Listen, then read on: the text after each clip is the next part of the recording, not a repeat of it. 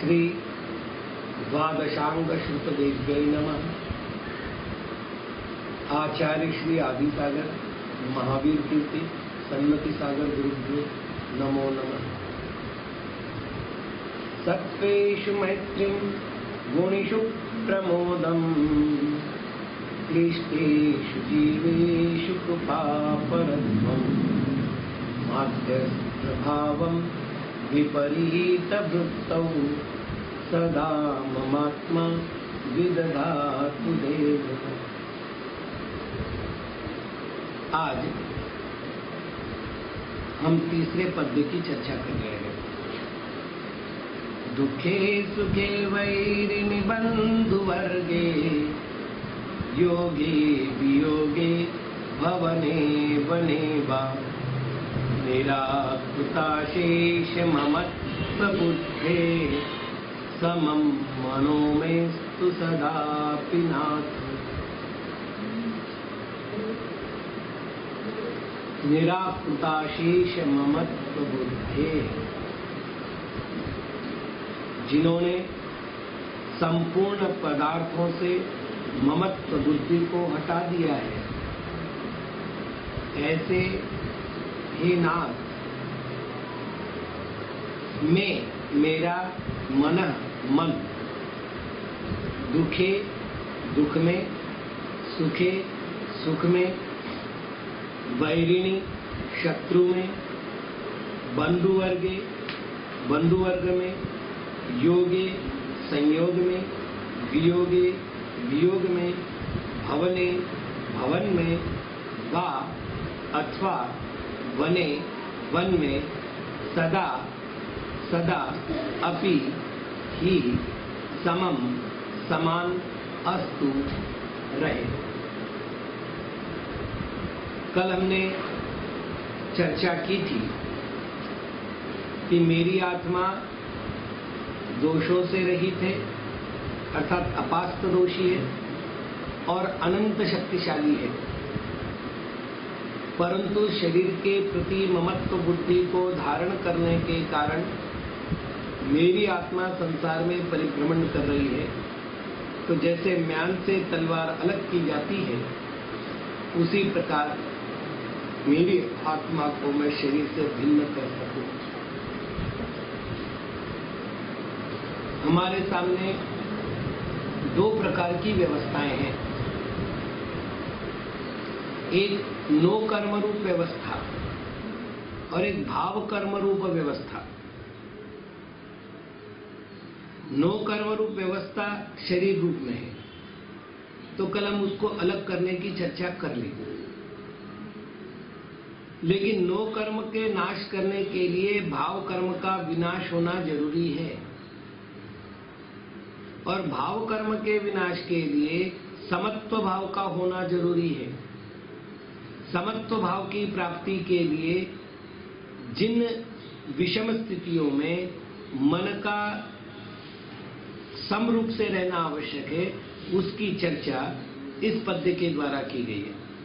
दिगंबर आमनाय में एक शब्द का प्रयोग होता है, शब्द है समता। सम धातु है, उसके साथ तल प्रत्यय लगता है तो समत शब्द बनता है। क्योंकि समता शब्द स्त्रीलिंगी है, इसलिए इसमें टाप प्रत्यय और लगता है तो समता शब्द बनता है। समता शब्द का अर्थ करते समय आचार्य वटकेर महाराज ने मूलाचार में एक गाथा दी है, जीविय मरणे लाहा लाहे संजोग विपजोगेय बंधुरिस्व दुखादो समदा सामायम नाम। जीवन में मरण में, हानि में लाभ में, सुख में दुख में, संयोग में वियोग में इत्यादि जो परस्पर विरोधी घटनाएं हमारे जीवन में घटित होती हैं, उन घटनाओं के काल में मन की एक रूपता का होना, इसे समता कहते हैं। विशेष बात यह है कि अनुकूलता और प्रतिकूलता हमारे जीवन के दो छोर हैं, दो तट हैं, और हमारे जीवन की पूरा आयु का प्रवाह उस तट के मध्य में बहता है। कभी संयोग की बहुलता होती है, कभी वियोग की बहुलता होती है, कभी शोक के कारण मिलते हैं, कभी हर्ष के कारण मिलते हैं। इन विपरीत परिस्थितियों में मन जब भी डावाडोल होगा, उस डावाडोल की अवस्था में राग द्वेष की उत्पत्ति होगी। और राग तो आग के समान आत्मा के गुणों को जलाने वाला है। यत्र राग पदम धत्ते द्वेषम तत्रैव निश्चयः। जहां राग पैर रखता है वहां द्वेष तो अवश्य आता है। तो राग जैसे आग के समान आत्मा को जलाता है, द्वेष भी वैसे ही आत्मा को जलाने का कार्य करता है। इन दोनों परिस्थितियों से जीव का उपयोग बहिर्मुखी होता है, अंतर्मुखी नहीं हो पाता। और जब जीव अंतर्मुखी नहीं होता तो मेरा स्वरूप क्या है ये समझ में नहीं आता, वो बाह्य निमित्तों पर जोर देता है। ये मेरा शत्रु, ये मेरा मित्र, ये मुझे अच्छा, ये मुझे बुरा,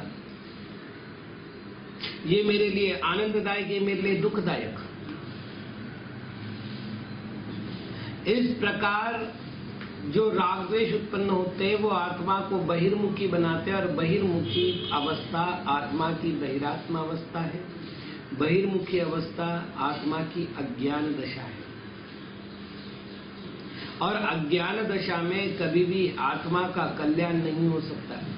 ये जो सामायिक पाठ है अर्थात वास्तविक का पाठ है, ये मुख्य रूप से सामायिक के समय चिंतन करने योग्य है। और गौण रूप से जीवन के प्रत्येक क्षण में जब जब हमें समता की आवश्यकता होती है तब तब इसकी आवश्यकता पड़ती है।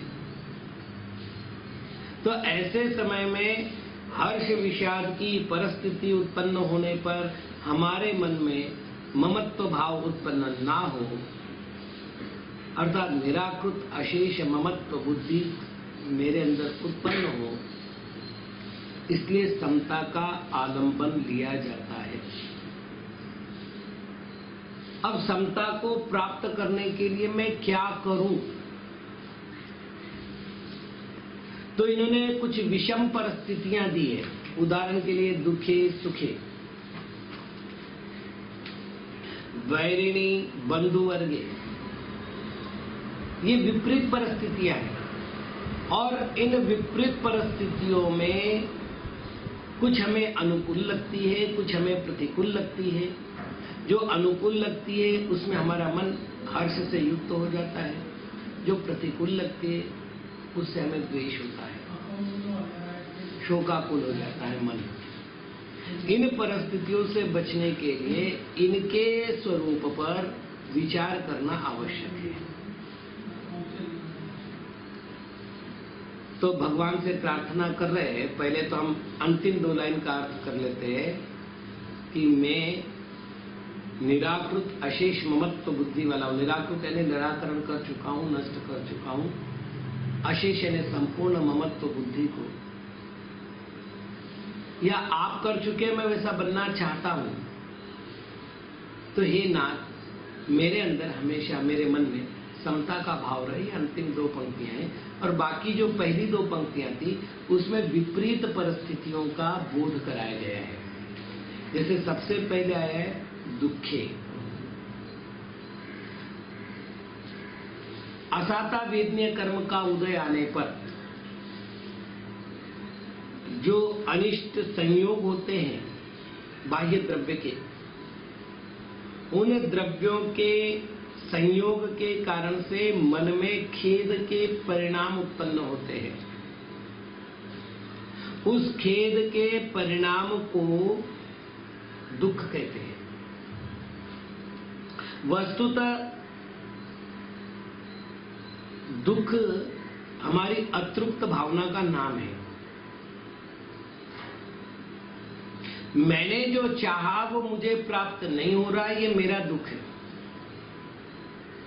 दुख भोगना है अथवा सुख भोगना है, ये सर्वथा कर्माधीन नहीं है। कभी कभी सुख के क्षणों को भी मैं दुख के रूप में भोगता हूं। मेरा जन्म दिवस है, मेरे परिवार के 50 लोग एकत्र हो गए, उन्होंने पूरे घर को सजाया, मेरे लिए अलग से कोई मिठाई बनाई, सारे लोग आनंदित हैं, तालियां पीट रहे हैं, उत्सव मना रहे हैं, मुझे जन्म दिवस की हार्दिक शुभकामना दे रहे हैं। 50 लोग मेरे परिवार के वहां एकत्रित थे, मेरा एक भाई नहीं आया। अब मैं दुखी हूं, 50 आ गए, एक को मेरी परवाह नहीं है। अब मेरे सामने दो स्थिति है, 50 व्यक्ति मेरा जन्म दिवस मना रहे हैं, इसका मैं सुख मनाऊं, या जो नहीं आया है उसका मैं दुख मनाऊं। तो दुख मेरी मानसिक संकल्पना है। यदि मैंने ये विचार किया होता कि चलो मेरे इस जन्म दिवस को 50 लोगों ने याद रखा, ये तो मेरा सौभाग्य है, तो बताइए मुझे कितना आनंद हुआ होता। मुझे वो एक का भाव सता रहा है। तो दुख को मैंने आमंत्रित किया है, दुख को मैं अनुभव कर रहा हूं, दुख वास्तविकता में नहीं है, वो मेरी मानसिक सृष्टि है वो दुख। तो ऐसा जो दुख है वो मेरे समत्व भाव में बाधक बन रहा है। सर्वार्थ सिद्धि में परिचयों का जब वर्णन आया है तो एक वाक्य लिखा है आचार्य महाराज ने कि जिस दिन साधु को भोजन का लाभ ना हो, अलाप परिचय का नाम है, वो वापिस आ रहा है अपनी बस्ती का क्यों, तो क्या मान रहे? ओ आहार मिलता तो 24 घंटे की साधना होती, नहीं मिला है तो अभी से साधना शुरू हो गई। तो आचार्य पूज्यपाद महाराज ने एक शब्द लिखा वहां पर, लाभ की अपेक्षा अलाभ में अधिक आनंद मनाता हुआ वह साधु अपना विकास करता है। वरना दुखता मुझे आहार नहीं मिला, फिर 24 घंटे कैसे निकलेंगे, संक्लेश होते, 8 तरह के परिणाम होते, अनिष्ट इष्ट वियोग नाम का अर्थ ध्यान होता है, पीड़ा चिंतन नाम का अर्थ ध्यान होता है, क्योंकि भूख लगने पर तो पीड़ा होती है।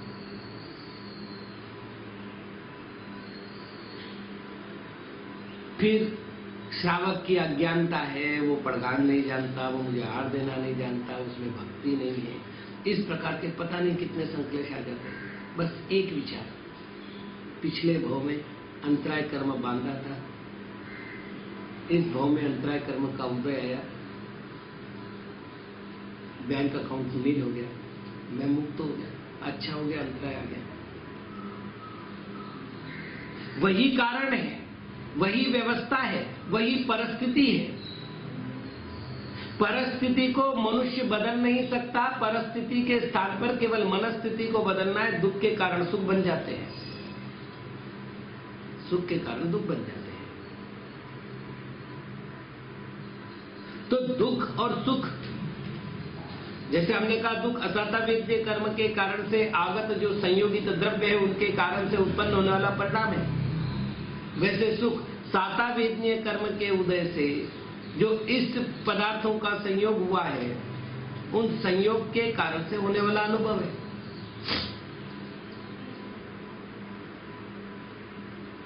अब आप विचार कीजिए, एक आदमी भोजन कर रहा है,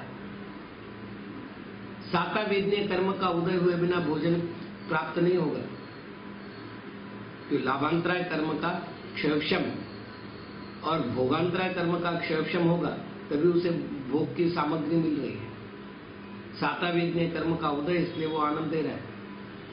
और वो दुख मना रहा है, इसमें नमक नहीं है, इसमें मिर्ची ज्यादा है। यदि वही वस्तु वो आनंद पूर्वक आहार करता, मुनि राजों के मूल गुणों में एषणा समिति नाम का मूल गुण है। एषणा समिति में 46 दोषों से रहित आहार करने का प्रावधान है। उसमें से 2 दोष है, धूम दोष और अंगार दोष। भोजन की प्रशंसा करते हुए भी भोजन नहीं करना है और भोजन की ग्लानि करते हुए भी भोजन नहीं करना है। ठीक है, वस्तु मेरी है, मेरी साधना का काम है, पेट भर रहा है। अब नमक क्यों तो भी पेट भर रहा है, बिना नमक क्यों तो भी पेट भर रहा है। जो मिल रहा है उसमें अपनी योग्यता देखने की बजाय ये अच्छा है और ये बुरा है, ये कल्पना कर ली और इस कल्पना के कारण से सुख और दुख का अनुभव करके हम वैराश्रित हो रहे हैं। पहला प्रश्न, सुख मेरी आत्मा का गुण है, तो दुख मेरी आत्मा का गुण है। सुख स्वाभाविक गुण है, दुख वैभाविक गुण है। सुख मेरा अनादि अनंत गुण है, दुख मेरा साधि शांत अवगुण है। यदि सुख ना हो तो विभाव रूप दुख ना हो। तो सुख में और दुख में मेरी आत्मा के परिणाम, मेरी आत्मा का स्वभाव काम करता है, पर वस्तु नहीं। पर वस्तु को तो सुख और दुख का साधन मैंने माना है, ये मेरी अज्ञान दशा है और यही अज्ञान दशा मुझे उथल पुथल कराती है, जिसे हम परिणामों की लहरें कह सकते हैं, जिसको हम रागद्वेष कह सकते हैं। जब मुझे समत्व परिणाम प्राप्त करने हैं तो उस परिस्थिति में संतुलन साधो, कुछ भी नहीं करना है। परिस्थिति के आप ज्ञाता दृष्टा बनो, न सुख में आपको हर्ष आएगा न दुख में आपको विषाद आएगा। ध्यान रखना, जब तक हम ज्ञाता दृष्टा बने हुए हैं तब तक कोई कर्म बंद नहीं होता। जैसे ही हमने उसमें इष्टानिष्ट की कल्पना कर ली, इष्ट की कल्पना ने राग उत्पन्न किया, अनिष्ट की कल्पना ने द्वेष उत्पन्न कर दिया और बंद हो गया। तो समम मनो में स्तु सदापि नाथ, हे नाथ मेरे अंदर हमेशा समता भाव जगे, मेरा मन सदा समता से आप्लावित रहे। तो पहली भावना क्या करनी है कि सुख और दुख में अब अपन क्या करेंगे, ये सप्तमी है, दुखे सुखे। हम चौथी पंक्ति अब ले आवे, दुखे सुखे समम मनो में स्तु सदापि नाथ। भावना करनी है, हे प्रभु सुख का कारण हो या दुख का निमित्त हो, दोनों ही स्थिति में मेरा मन सदा समता में अवस्थित रहे। तो दुखे सुखे हो गया। अब वैरिणी बंधु वर्गे, जो अहित करते हैं उनको शत्रु कहते हैं, शत्रु कहिए वैरी कहिए, एकार्थक है। और जो हित करते हैं, इष्ट चिंतन करते हैं, कठिनाइयों में सहयोग देते और आनंद के क्षणों में हमारे सहभागी बनते हैं, उन्हें हम बंधु कहते हैं। थोड़ा सा प्रथमान युग का वर्णन पढ़ करके देखो। जिस सीता और रावण में परस्पर विरोध था, कट्टर शत्रुत्व था, जिसके कारण से पूरी रामायण बन गई, वही सीता पिता का जीव बनेगा और रावण और लक्ष्मण उनके पुत्र के रूप में उत्पन्न होंगे। विचार करके देखो, 18 नाते की कथा आती है हमारे यहाँ। एक ही जीव का, एक ही व्यक्ति के साथ 18 नाते का संबंध कैसे हुआ। जब अनंत काल हमें संसार में परिभ्रमण करते हुए व्यतीत हो गया, क्योंकि आदि नहीं है, अनादि है, तो अनादि है तो काल जितना व्यतीत हुआ वो अनंत है। अनंत काल में मैंने एक एक जीव के साथ अनंत बार संबंध प्राप्त किया है। तो जिनको आज मैं शत्रु कह रहा हूं, अब आप देख लीजिए ना, पार्श्वनाथ का जीव मरुभूति और उपसर्ग करने वाले संवर जाति के देव का जीव कमठ, 10 भव पहले सगे भाई है। तो जो सगे भाई थे वो कमठ वैर भाव रख रहा है। तो जिनसे मेरा बंधु भाव था वही आज मेरे शत्रु है। जिनसे मेरा शत्रुत्व था आज ही वो मेरे बंधु है। बंधु और शत्रु कर्म के निमित्त से कई बार हुए हैं और हमने अनादि काल से ये रिश्तेदारी निभाई है। केवल बचे हैं तो नित्य निगोदिया जीव बचे हैं जिनके आज तक कोई रिश्तेदारी नहीं हुई, अन्यथा हमने सबके साथ सभी प्रकार के रिश्ते निभाए हैं। तो आज वो मेरा शत्रु कैसे और वो मेरा मित्र कैसे? क्यों ये इष्ट और अनिष्ट की कल्पना मेरे मन में आ रही जो कि संबंध थोड़े दिन के? अरे भाई, संसारिक रंगमंच है। थोड़ी देर हमने कोई भूमिका निभाई, थोड़ी देर शत्रु की भूमिका निभाई, थोड़ी देर मित्र की भूमिका निभाई, अर्थात बंधु वर्ग की भूमिका निभाई। वो क्या काम? रंगमंच का पर्दा गिरा, हम जैसे थे, ये शरीर छूट जाएगा तो न कोई बंधु रहेगा न कोई शत्रु रहेगा। यहां वाले संबंध यही रह जाएंगे, वापिस अगले भाव में नए संबंध जोड़ लेंगे। तो जब इतना सब मालूम है तो इन संबंधों को लेकर के हमारे मन में विकल्प क्यों? एक दो प्रश्न और। क्या शत्रु हमारे सचमुच शत्रु है? आपको पता है कि विरोधी जीव, वैरी वर्ग मेरे प्रत्येक दोषों पर ध्यान रखते हैं। होने वाले दोषों का भविष्य ज्ञान अर्थात ज्योतिर्ज्ञान भी उनको होता है, मेरे बंधुओं को नहीं होता। तो वो मुझे सचेत करते मेरी निंदा करके, और मैं सचेत हो जाता हूं कि ये लोग मेरा विरोध करेंगे और उससे मेरा अपयश फैलेगा, अपकीर्ति होगी। मैं सजग हो जाता हूं और सजग होने के कारण से मेरे गुणों का विकास होता है। अब बताइए, वो जो वैरी है वो तो मेरे बंधु हो गए क्योंकि उसने मेरा हित किया। अब इससे उल्टे मेरे सारे बंधु अंधे हैं, उनको मेरे अवगुण तो दिखाई नहीं देते, उनको केवल मेरे गुण दिखाई देते और वो मेरे सामने अपना इष्टपना स्थापित करने के लिए मेरे गुणों का गान करते हैं और मैं फूलकर कुप्पा हो जाता हूं। मेरे जैसा कोई ज्ञानी नहीं है, मेरे जैसा कोई ध्यानी नहीं, मेरे जैसा कोई तपस्वी नहीं, मेरे जैसा कोई गुणी नहीं। और जैसे ही मैंने अपने आप को परिपूर्ण मान लिया, मेरा पतन होने शुरू होता है। तो बताइए, सच्चा वैरी कौन? सच्चा वैरी वो जिसको मैं बंधु कह रहा हूं, और सच्चा बंधु वो जिसे मैं शत्रु कह रहा हूं। ये तो उल्टा काम हो गया। तो शत्रुत्व और बंधुत्व ये कर्मों के उदय से प्राप्त हुई जीवों की अवस्थाएं हैं। और हे प्रभु, अब वापिस चले अपन सुखे दुखे के साथ जैसे बात की थी वैसे बंधु वर्ग में और वैरिणी बंधु वर्गे समम मनो में स्तु सदापि नाथ। अब अगली बात करते हैं योगे वियोगे। योग अर्थात संयोग और वियोग का अर्थ अलग होना, संयोग छूटना। ये सब कर्माधीन है।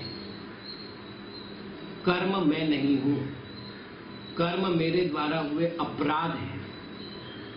मेरा स्वभाव ज्ञाता दृष्टापन है, जानना देखना मेरी सबसे बड़ी परिणति है। उसको छोड़कर जब मैं कर्मों के अधीन हुआ तो कुछ वस्तुओं का संयोग हो रहा है और कुछ वस्तुओं का वियोग हो रहा है, और ये सारे संयोग वियोग काल क्षण की पर्याय हैं। एक नियम, जिनका संयोग हुआ है उनका वियोग होना ही होना है। तो फिर संयोग होने पर आनंद, वियोग होने पर दुख। मैं कोई बटन का आदमी हूं, बटन दबाए कि फैन चालू, बटन दबाए कि लाइट चालू, और बटन दबाए कि लाइट और फैन बंद। परिस्थिति आई मैं खुश हो गया, परिस्थिति आई मैं दुख हो गया। मेरा कोई अस्तित्व है या नहीं? यदि मेरा अस्तित्व है तो हे प्रभु मैं ये कामना करता हूं, योगे वियोगे समम मनो में तु सदापि नाथ। और अंत में स्थान विशेष की चर्चा करें। भवने वनेवा, आचार्य पूज्यपाद महाराज ने लिखा, ग्रामोरण्यमिति द्वेधा निवासो नात्मदर्शिनाम। जो बहिरात्मा होता है, अनात्मदर्शी होता है, जो आत्मा को नहीं देखता, उसको ये ग्राम है, ये अरण्य है, इस प्रकार का दिखाई देता है। वो ग्राम में रहता है, वो अरण्य में रहता है। और जो समता को प्राप्त होता है, उसे क्या ग्राम क्या अरण्य, जहां है वहीं मस्त है।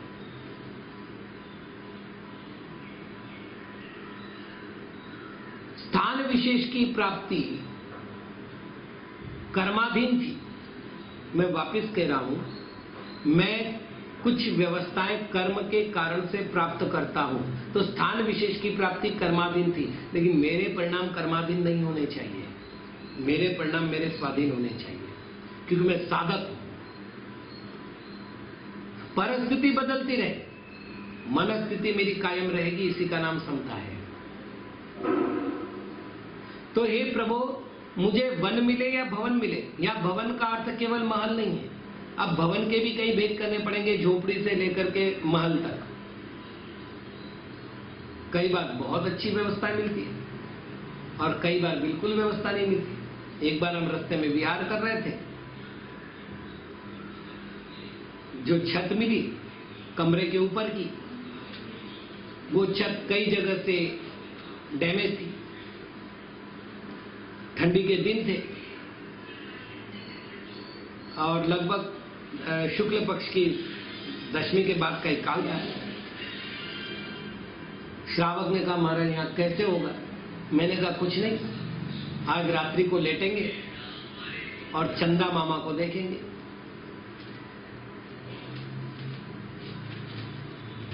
भाई स्थान विशेष से क्या ममत्व? रहने मिल गया, सुबह उठ करके चल देना है। वैसे भी जीवन क्या है? पल दो पल की कहानी, उसके बाद तो छोड़कर जाना है। तो इन थोड़े से काल के लिए ये अच्छा ये बुरा करके क्यों विकल्प करें? तो हे प्रभु, भवने वने समम मनो में तु सदापि नाथ। तो कुल हमने 4 परस्पर विरोधी बातें देखी। पहला दुखे सुखे, दूसरा वैरिणी बंधु वर्गे, तीसरा योगे वियोगे, और चौथा भवने वने। इन सबको जोड़ने के लिए वा लगाओ, अथवा वा शब्द से अथवा शब्द लगाओ, और अथवा में और जो परस्पर विरोधी है, जैसे जीवन मरण, हानि लाभ, इनका संग्रह कर लो। और हे प्रभु, इन सारी परिस्थितियों में मेरे मन का एक पना बना रहे। समता का अर्थ एकता। जैसा मैं हूं वैसा मैं था, वैसा मैं रहूंगा।